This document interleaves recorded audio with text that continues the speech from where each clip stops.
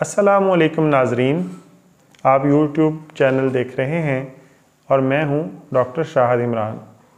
आज जो नुस्खा हम आपकी खिदमत में लेकर हाज़िर हुए हैं, इसका ताल्लुक़ मैदे से है।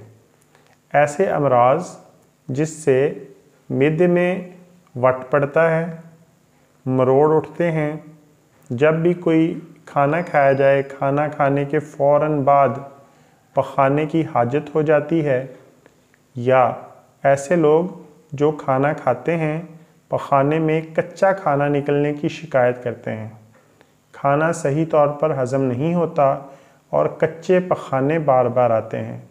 इससे उनकी सेहत गिरना शुरू हो जाती है और दिन ब दिन कमज़ोरी गालिब आने लगती है। संगरैनी हो, पेचस बार बार आते हों, पेट में वट और मरोड़ की शिकायत हो, पेचस में खून और चर्बी आ रही हो, या पेचस किसी भी दवाई से ठीक ना हो रहे हो, तो ये छोटा सा नुस्खा आपकी खिदमत में लेकर हाज़िर हुए हैं। इसको बनाइए और अपनी दुआओं में याद रखिए। कागज़ पेंसिल ले लीजिए। नुस्खे के कुल 3 अज्जा हैं। पहले नंबर पर आप लेंगे बड़ी इलायची 50 ग्राम, दूसरे नंबर पर आप लेंगे बेलगरी 50 ग्राम और तीसरे नंबर पर आप लेंगे कड़ा छाल 50 ग्राम।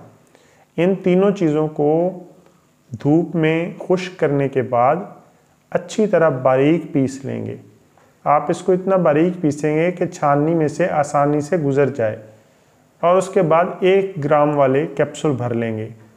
1 कैप्सूल सुबह, दोपहर, शाम दिन में 3 दफ़ा खाएंगे और मरीज़ 2 या 3 दिन रोटी से परहेज़ करेगा, खिचड़ी या दलिया खाएगा। नुस्खा इस्तेमाल कीजिए, दुआओं में याद रखिए, अपना और अपने चैनल का ख्याल रखिए। जल्द मिलते हैं किसी नए नुस्खे के साथ। अल्लाह हाफिज़।